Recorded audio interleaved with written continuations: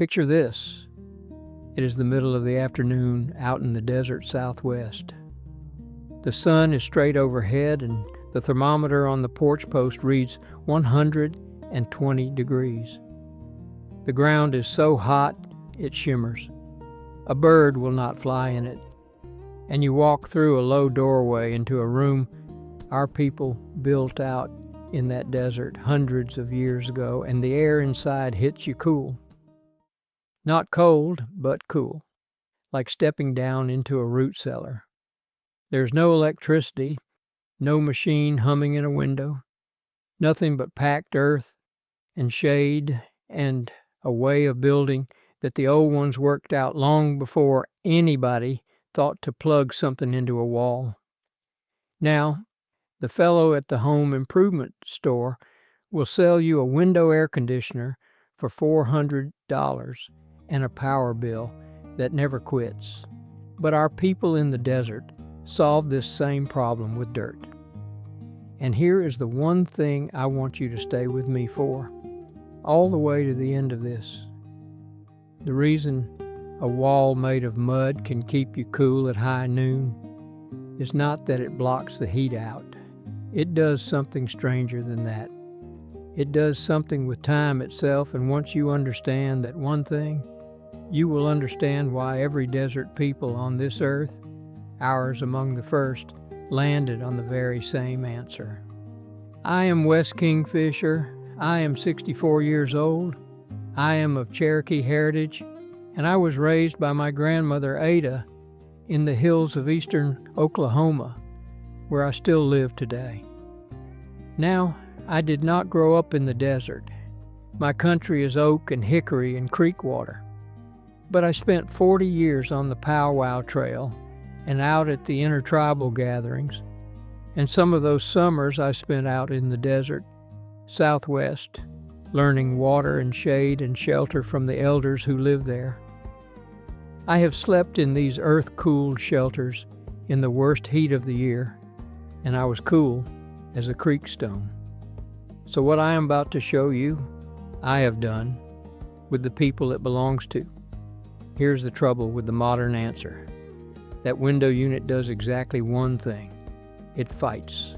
It stands there and fights the heat with electricity hour after hour, and the moment the power goes out, and in a bad heat wave, that is exactly when the power goes out, you have got a heavy box in the window doing nothing but blocking your view. The old ones never fought the heat. You cannot win that fight, and they were too smart to try. Instead, they learned to work with the land, the way they worked with everything. They used what the desert gave them, which was dirt and shade, and the cool that's always waiting just a few feet under the ground. And they built shelters that stayed livable through the worst of it without burning a single thing. I am going to walk you through 3 of the ways they did it, one step at a time, nice and slow, so you could go and build a version of any one of them yourself. And I will come back, the way I promised, to the reason the thickest of these walls can be cool on the inside while the sun is trying to cook it on the outside. That is the part almost nobody ever explains to you, and it is the whole secret. Now, everything I am about to show you comes out of a book I sat down and wrote called The Native American Way, because the old ones never wrote any of this down. They taught it by voice, around the fire, and when the children were sent away to the boarding schools and the old languages went quiet, a lot of those chains got broken. And nobody ever made $1 teaching you to build with dirt, because you cannot patent the ground. So it slipped away. I put 101 of these things in that book. The remedies, the wild foods, the old ways of putting up food, the fire and water and shelter skills, all written down plain step by step. So it does not die with me. It is $17 marked down from $47. $17 for knowledge that was 10,000 years in the testing. And getting it could not be easier. Now go ahead and grab your phone and open up your camera, the same one you use to take pictures. Point it at that square code on your screen and hold it steady for a second. A little link will pop up. Give it a tap, and it will take you straight to the book. And if you are watching on your phone right now, the link is waiting for you right down below in the description. Take your time. There is no rush at all. I'll wait right here. So, let me show you the first one. The first one is the simplest, and it is where the old ones always started. It is a shade structure. Out in the desert Southwest, our people called it a few different names, but a lot of folks today know it as a ramada, and it is nothing but a flat roof held up on 4 posts with no walls at all. Now you might be thinking, shade is shade, so what is the big deal here? But this is what the old ones understood that most folks walk right past. In that kind of heat, it is the sun itself that does most of the cooking. It comes straight down and lands on your head and your shoulders like a weight, and that is a different animal from the hot air just standing around you. Get that direct sun off you, and you can drop what your body feels by 15 or 20 degrees, sometimes more, standing in the exact same air, 15 or 20 degrees, just from good shade. So here's how they built it. You set 4 stout posts down into the ground. Mesquite or cottonwood or whatever wood the country gives you, tall enough that a man can walk under them. You lay poles across the top from post to post. And then, and this next part is the part that matters, you do not seal that roof up tight. You lay brush across the top loose. Ocotillo stalks, cottonwood branches, arrowweed laid in a good thick mat, but with the air still able to move up through it.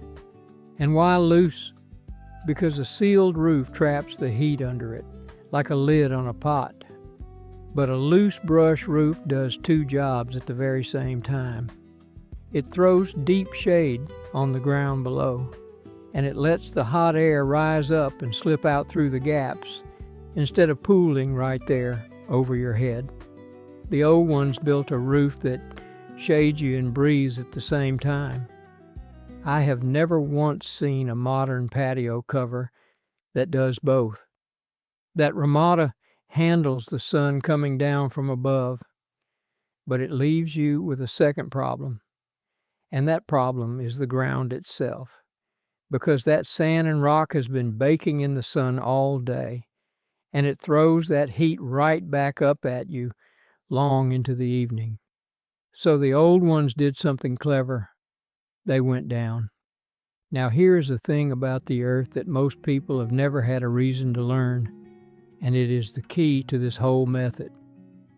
The heat of the day, no matter how brutal it gets up on top, only sinks down into the ground so far. Go down about 4 feet, and the sun's daily heat never reaches. 4 feet down, the earth holds one steady, cool temperature all year round, somewhere down in the 60s, whether it is January or the middle of July. That ground down there does not know it is 120 degrees up top. It has no idea, and it never will. So our people out in the desert, and up on the plains too, built what folks call a pit house. They dug the floor down into that cool earth, 2 feet, 3 feet, 4 feet, and they built the shelter down in the hole. The walls of that pit were the cool earth itself. You climb down into one of those on the worst afternoon of the summer, and it is like climbing down into a root cellar. The ground is doing the cooling for you for nothing, and it never sends you a bill. And here is one more piece of it. Cool air is heavy. It sinks. So when you dig your floor down into that cool earth, the coolest air in the whole place settles right down low where you are sitting, and the hot air stays up high and out of your way. The old ones did not have our word for it. They did not need one. They just knew that a few feet of dirt between you and the sun was worth more than any wall you could stack up in the open air.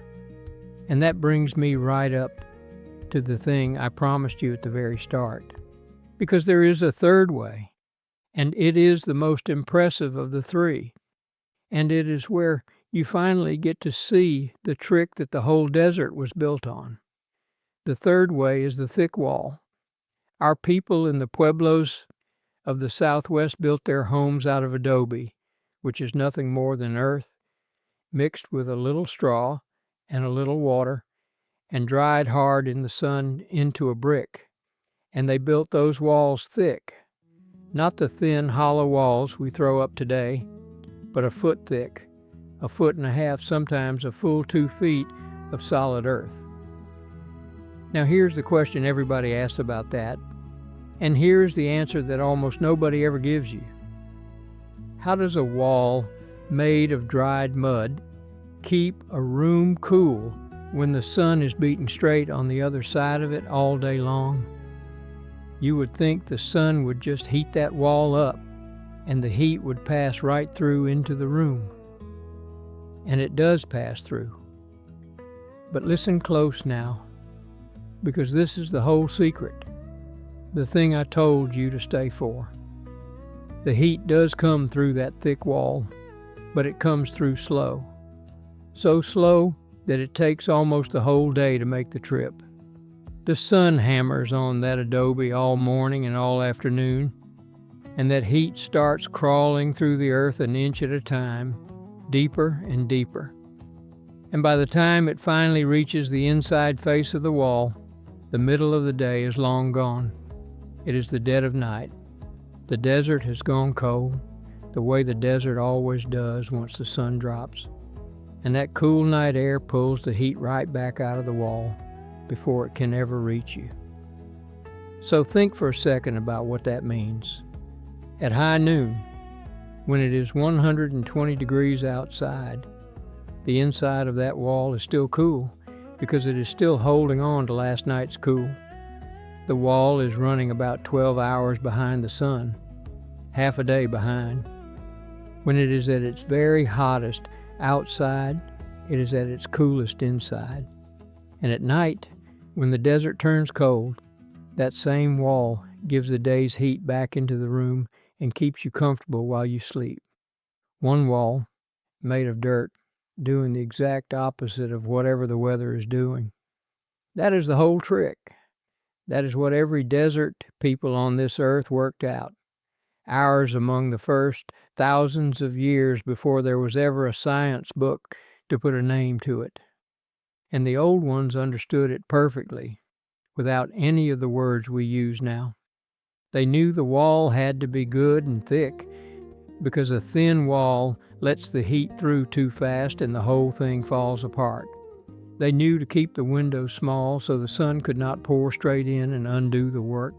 They knew to build the thickest wall on the side that takes the most sun. Every single choice they made for a reason. That is the thing about the old knowledge. There was always a reason underneath it. They just did not always write the reason down. And that is exactly the kind of thing my grandmother and the elders on the trail handed me for free, because somebody once handed it to them. There are 101 of them in the book, written out plain, so they do not die with me, and they do not die with you. $17 marked down from 47. $17 against a whole lifetime of paying for the expensive version of what the land gives free. And if you want it, it is right there waiting for you. Now go ahead and grab your phone and open up your camera, the same one you use to take pictures. Point it at that square code on your screen and hold it steady for a second. A little link will pop up. Give it a tap, and it will take you straight to the book. And if you are watching on your phone right now, the link is waiting for you right down below in the description. Take your time. There's no rush at all. I'll wait right here. So there it is. Shade over your head, a cool floor dug down into the earth, and a thick wall of dirt that runs half a day behind the sun. 3 ways our people beat 120-degree heat with nothing but the ground under their feet and good sense. Now tell me something down in the comments. Where are your people from? And if there is native blood somewhere back in your family line, the way there is in so many American families, I would be honored to hear the story. I read every single one. Next time, I'm going to show you how the old ones pulled clean, cold drinking water straight up out of the dry desert air, with nothing but a sheet of something and a hole in the ground. It sounds like magic, and it is not.